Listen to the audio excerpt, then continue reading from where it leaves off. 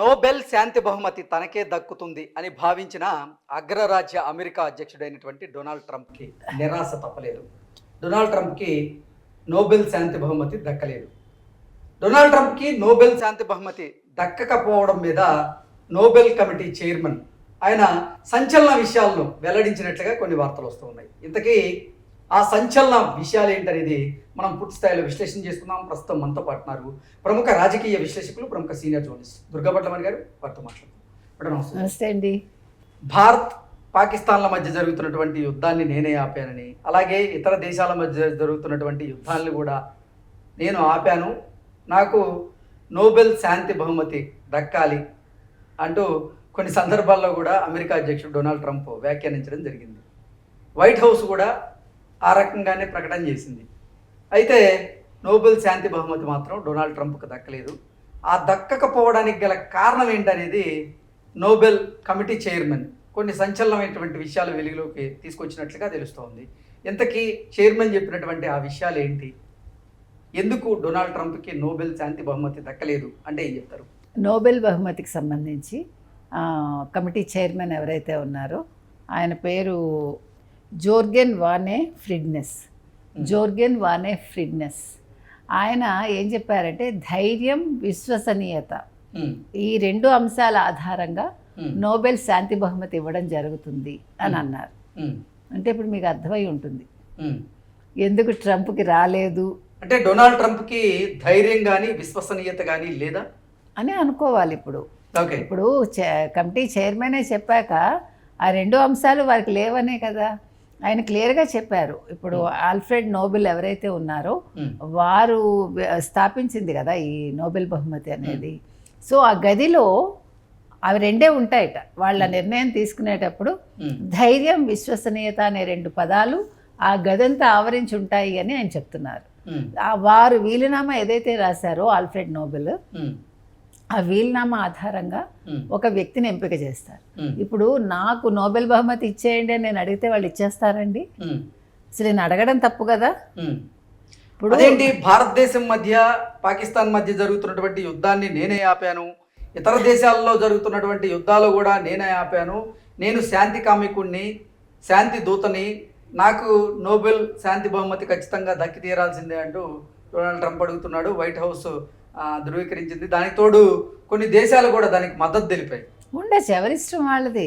కానీ ఇప్పుడు మీరు చేసిన అదేంటి ఆ పని వాళ్ళు గుర్తించాలి, నోబెల్ కమిటీ గుర్తించాలి కదా. నేనే చెప్పేసుకుంటే ఇప్పుడు ఏదైనా కూడా మనం పని అనేది మాట్లాడాలి. ఇప్పుడు భారత్ పాకిస్తాన్ మధ్య ఆయన ఎందుకు ఉంటాడు, ఆయన ఎందుకు ఆపుతాడు? మోదీ చేతకని వాడేం కాదుగా, మనకేమి ఆయన అవసరం లేదు. ఇవాళ భారతదేశం అమెరికా మీద ఆధారపడలేదు, మీరు గుర్తుపెట్టుకోండి. ఇతర దేశాలకు సంబంధించినటువంటి ప్రధానులే భారత ప్రధాని నరేంద్ర మోదీ గారి సామర్థ్యం గురించి మాట్లాడుతున్నారు. రష్యా మాట్లాడింది, మీరు భారతదేశంతో పెట్టుకోకండి, మోదీని తక్కువ అంచనా వేయకండి అని. అందుకని నేను అనేది ఏంటంటే ఇవాళ ఆయన అనుకోవడం తప్పులేదు, వైట్ హౌస్ కూడా అనుకోవడం తప్పులేదు, వస్తే బాగుండు అనుకోవడం తప్పులేదు. కానీ ఇవాళ ఎందుకు వేరే వ్యక్తికి ఇచ్చారు అనేదానికి క్లియర్ కట్గా మనకు తెలుస్తోంది. నోబెల్ కమిటీ అన్ని రకాల ప్రచారాన్ని, మీడియాలో వచ్చిన వార్తలను చూసింది. శాంతి కోసం తాను కృషి చేశానని పేర్కొంటూ ఏటా వేలకు వేల ఉత్తరాలు మాకు అందుతూ ఉంటాయి. నోబెల్ విజేతల ఫోటోలున్న గదిలో ఈ కమిటీ సమావేశమవుతుంది. ఆయన చెప్తున్నారు చైర్మన్, ఆ గది నిండా ధైర్యం, విశ్వసనీయత నిండి ఉంటాయి. శాంతి కోసం జరిగిన కృషి ఆల్ఫ్రెడ్ నోబెల్ వీలునామా ఆధారంగా మాత్రమే మా నిర్ణయం ఉంటుంది అని ఫ్రిడ్నెస్ స్పష్టం చేశారు. ఈసారి నోబెల్ శాంతి బహుమతి విజేత మరియా కొరీనా మచాడో గురించి మాట్లాడుతూ అవధులు లేకుండా విస్తరిస్తున్న అంధకారంలో ప్రజాస్వామ్య జ్వాలను పండించటానికి తనను తాను అంకితం చేసుకున్న మహిళగా ఆమెను అభివర్ణించారు. వెనెజువెలా అధ్యక్షుడు నికోలస్ మదూరో నియంతృత్వ పోకడలకు వ్యతిరేకంగా చీలికలు పేలికలుగా ఉన్న ప్రతిపక్ష శిబిరాన్ని సమైక్యపరచడంలో ఆమె గొప్ప పాత్ర పోషించారని ప్రశంసలు కురిపించారు. గత ఏడాదిగా ఆమె అజ్ఞాతంలో ఉన్నారు. తన ప్రాణాలకు తీవ్రమైన ముప్పు పొంచి ఉందని తెలిసి కూడా వెనెజువెలాలోనే ఉంటున్నారు. ఆమె పోరాటం కోట్లాది మందిలో స్ఫూర్తి నింపుతోంది. నియంతలు అధికారాన్ని హస్తగతం చేసుకున్నప్పుడు దానికి వ్యతిరేకంగా స్వేచ్ఛా స్వాతంత్ర్యాల కోసం పోరాడే వ్యక్తులను గుర్తించడం ఎంతో అవసరం అని ఆయన చెప్పడం జరిగింది. దీన్ని బట్టి ట్రంప్కి ఎందుకు రాలేదో మీకు అర్థమై ఉంటుంది. ఇంకొక కొత్త విషయం తెర మీదకి ఏమొస్తుందంటే, ఆ వీరనారితోటి పోలుస్తూ మన రాహుల్ గాంధీ గారిని, ఆయన కూడా ఇక్కడ ప్రజాస్వామ్య విలువల కోసం పోరాటం చేస్తున్నారట. అంటే మరి నెక్స్ట్ నోబెల్ బహుమతి వారికి ఇవ్వాలని అందరూ కోరుకుంటున్నారేమో మనకు తెలియదు.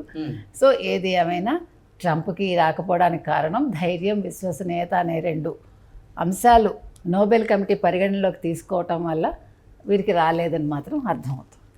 ఓకే, ఇప్పుడు డొనాల్డ్ ట్రంప్కి నోబెల్ శాంతి బహుమతి దక్కకపోవడంతో కొన్ని వార్తలు అయితే వస్తున్నాయి. ఆ కమిటీ పరిస్థితి ఏంటి, అలాగే నార్వే దేశం పరిస్థితి ఏంటి అంటూ కూడా చాలా మంది ప్రశ్నిస్తూ ఉన్నారు. నిజంగా దీన్ని ఎలా చూడాలి? ఎందుకు అంటే భయపెడతారా? అమెరికా భయపెడుతుందా? ఇప్పుడు మీకు ఒక అవార్డు ఇవ్వకపోతే మీరేం చేస్తారు? వాళ్ళని చంపేస్తారా లేదా ఆ దేశాన్ని మట్టు పెట్టేస్తారా? అవన్నీ సిల్లీ క్వశ్చన్స్. అసలు అట్లా మాట్లాడటం కూడా అజ్ఞానానికి అది నిదర్శనం అంతే. కాబట్టి ఇప్పుడు ఆల్రెడీ ఆయన ధైర్యం, విశ్వసనీయత అనేది లేదు అనేది ప్రూవ్ చేసుకున్నట్టు మరోసారి ప్రూవ్ అవుతుంది అంతే. కాబట్టి అలాంటి పిచ్చి పని ట్రంప్ చేస్తారని నేను అనుకోను. వాళ్ళకేమీ అవ్వదు కూడా నార్వేకి నన్ను అడిగితే. Okay madam, thank you so much. Thank you.